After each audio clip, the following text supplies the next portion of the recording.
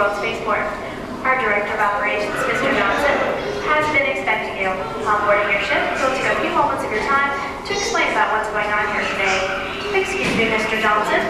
All passengers of Flight 295 are now boarding your ship. Thank you. You're welcome. Welcome to Mission Control, Space Travelers. The first part of your trip to Mars today will be directed through this room, and so will your landing when you return to Earth. As you can see on the large screen behind me, we're keeping track of things on one of our many manned space stations now in orbit, while the small screens below show other activities being monitored by Mission Control. I'll have them repeated on the upper screens for you also. SSL, this is instrumentation. Roger. SPO, start report recorders and TV video tape recorders. Now on the large screen again, you see a sign that's aboard the space station at the controls of a large telescope trained on the sun. This kind of solar research was begun back in the early 1970s by the Skylab astronauts.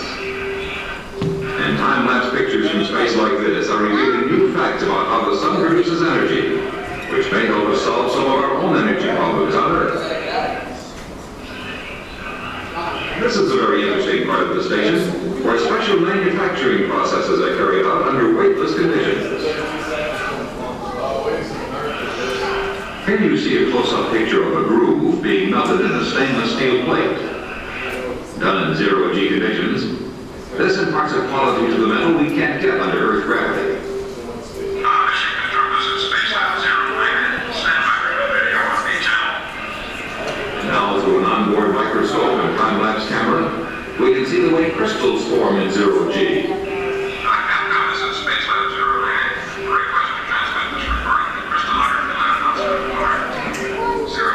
This is Capcom. Roger, request. Relay to viacostone.com.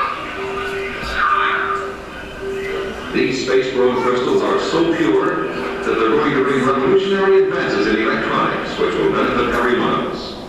In fact, they're so... Attention. Clear all channels for possible emergency re-entry. Oh, no, not again. Stand by. Video signal coming in on all channels. Just as I thought. Somehow, this silly bird trips the emergency system every time he comes in. And I think he knows the laughs on us. Excuse me, Mr. Johnson. Would you tell us what it's like for people at zero gravity? I'm sure our passengers would find that very interesting. Of course, just a moment. Patch us into Skylab Video Net, please. Now there you see how easy it is to get from one place to another. You simply float through the air. That takes some getting used to. But zero-G has other advantages too. Like this, for example. One man can easily handle heavy pieces of scientific equipment that he couldn't even move under normal gravity. Astronauts quickly adapt to zero-G, but over extended periods, regular exercise is absolutely vital. Here are some off-duty crew members working out in the station gymnasium. This is JFC Medical. MX leads now being monitored on channel 27. For this exercise period, all ECGs on. Heart rate, 140 plus. It's fun, but it isn't always as easy as it looks, as you can see.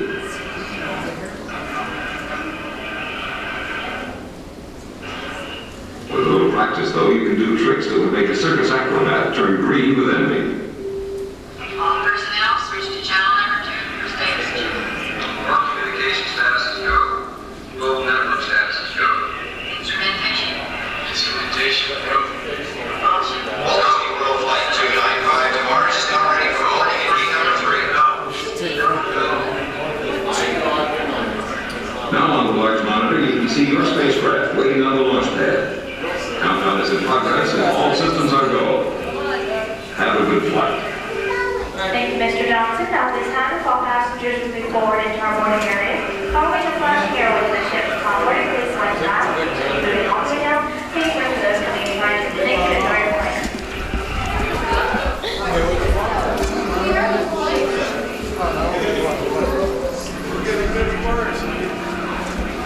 What's that though? Mars, it's a planet out the... It's the next planet closest to the sun in our galaxy. Look at us, we're Martians. Yeah. I remember it is. Round room of absolute boredom. Yeah, you've been through this, huh? Oh, hell, many times. Yeah, I hate this thing through that. That's November 27th. This thing closes though, and they're changing it. I did this in California, and that's how I shouldn't have done it this time. I didn't, it's a different name, though. That's why I didn't know.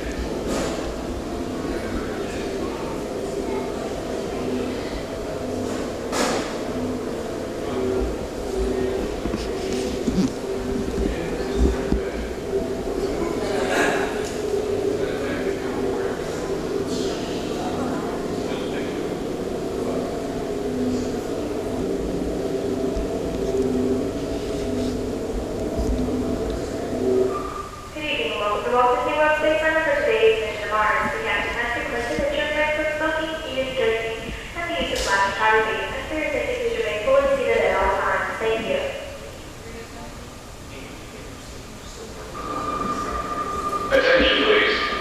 Folks, this is Third Officer Collins speaking. I'm your tour guide today, and I'll be telling you about what's going on during the trip.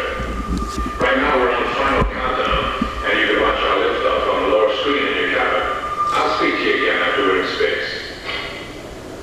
Mission Control, this is Mars 295, ready for departure. 295, Roger. Countdown is go at T-minus 5, 4, 3, 2, 1.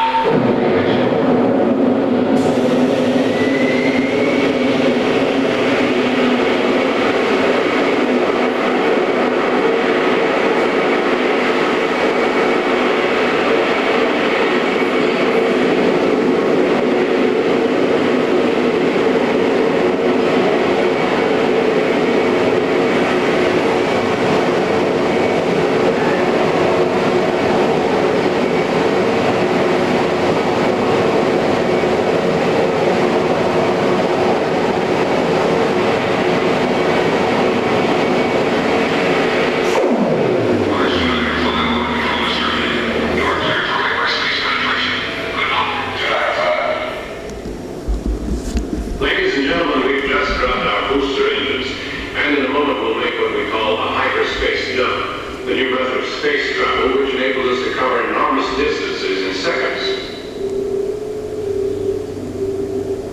On the side screens, our ship's computer has drawn a diagram of our solar system, and we'll tip it over and move in closer so you can see where we're going. You'll notice that the orbital velocity of the planets is exaggerated. But as we approach the inner planets, you can see that they move at the proper relative speeds. Earth and Mars are anywhere from 35 million to 240 million miles apart at times, which used to make a trip to Mars pretty tricky. For example, spaceships had to follow a curved path for about 8 months to intercept Mars when it reached a certain spot. It was like having to hit a golf ball in California hard enough and accurately enough to make it go through one particular window of a train arriving in Florida that much later. Today it's much easier. We simply launch out into space until we reach Mars Acquisition Velocity, or MAV. Then we generate a hyperspace field around us for a short time. When we switch it off, our spacecraft is approaching Mars. Back in the 70s and 80s, this would have seemed like science fiction, but today it's routine. And we Attention all stations, hyperspace penetration now commencing. Secure all ship operations.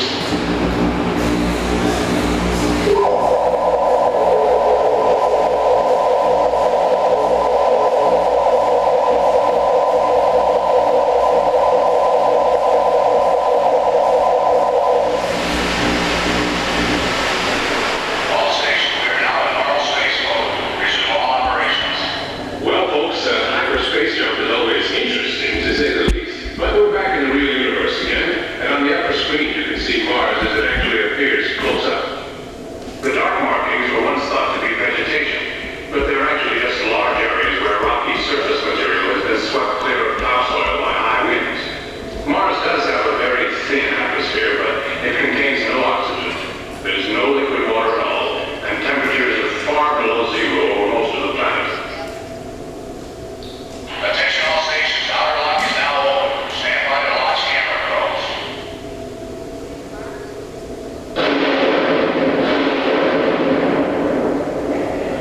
Those small unmanned rocket ships you see leaving us will shortly be sending back television pictures as they fly near the surface, but we'll continue our view from orbit also.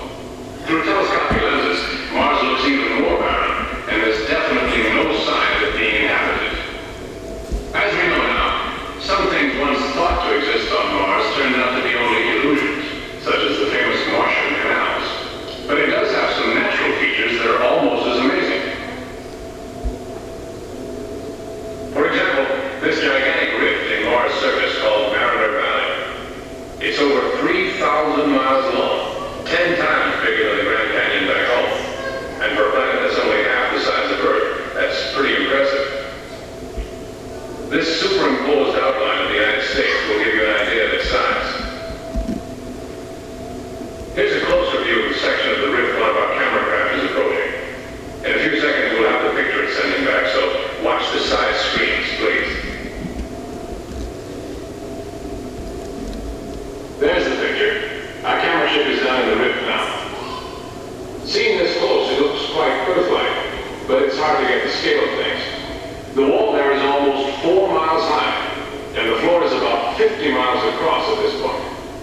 Even those branch canyons you see are 6 or 7 miles wide and go back as much as 100 miles from the main rift. This is no little canal by any means. On the upper screen, we're switching to what is literally the high point of Mars, Olympus Mons, the biggest volcano in the whole universe, as far as we know now. It's 370 miles wide at the base and over 75,000 feet high at the top. 2.5